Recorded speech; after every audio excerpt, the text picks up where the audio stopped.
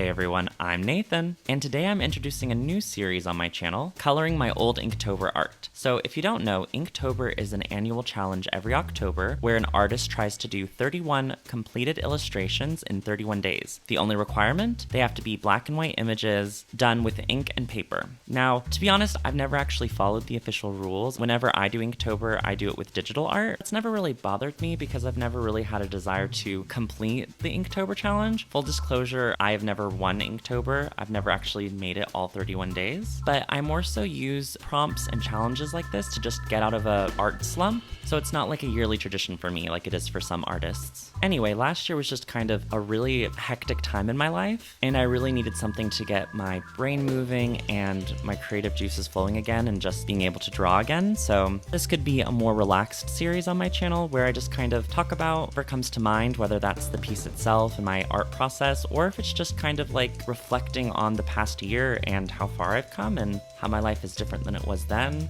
I feel like future Nathan a year from now would appreciate having a little time capsule like this to look back on, so cheers to new traditions, I guess. So without further ado, let's get into the speed draw.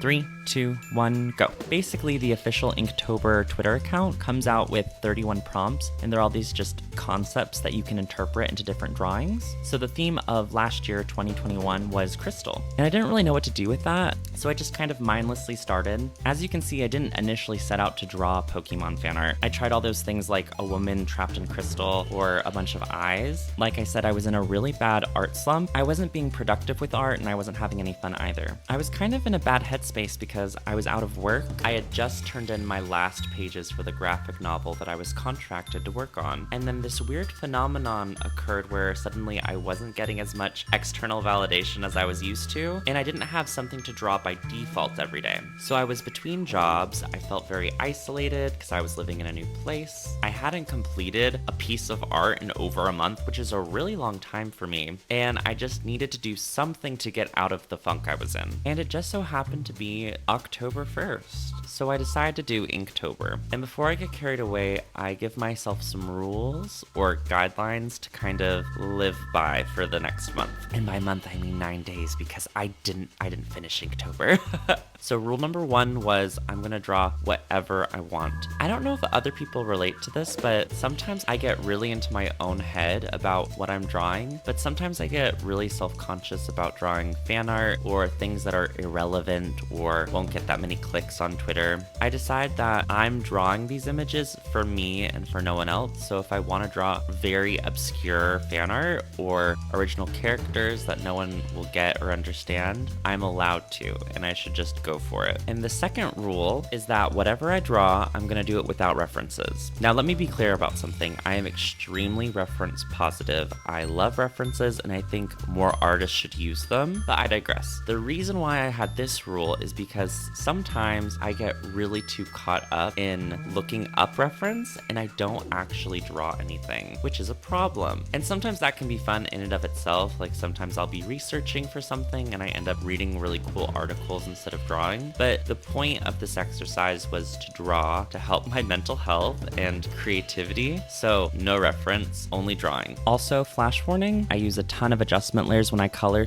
I've always found coloring really relaxing, so since I had these 9 completed illustrations in black and white, I thought, hey, why not just color them? Ultimately, I decided what I really wanted to do was just draw the scene from Pokemon 3, the movie. I owned that movie as a kid on VHS, and I used to watch it all the time. And there's this amazing sad scene where she just like screams and these crystals burst out from underneath the ground. And I was like, that's what I want to draw. I just want to draw that scene. So I gave myself permission to do it. And I also think subconsciously, I wanted to draw how I felt on the inside. I drew this really sad baby that was crying and holding her little Pokemon, and I felt like a really sad little kid. Also, since I didn't actually use reference when I was drawing this, it was really funny to look back the official art after I'd finished it, and I realized I didn't actually draw Molly Hale. I just drew Naru from Sailor Moon. Then obviously there's a lot of little flaws with the Pokemon, like Flaffy doesn't have her horns, and Vampy is just tree trunks from Adventure Time. So at the end of the day, they all look super cute, so I don't think it's much of a problem.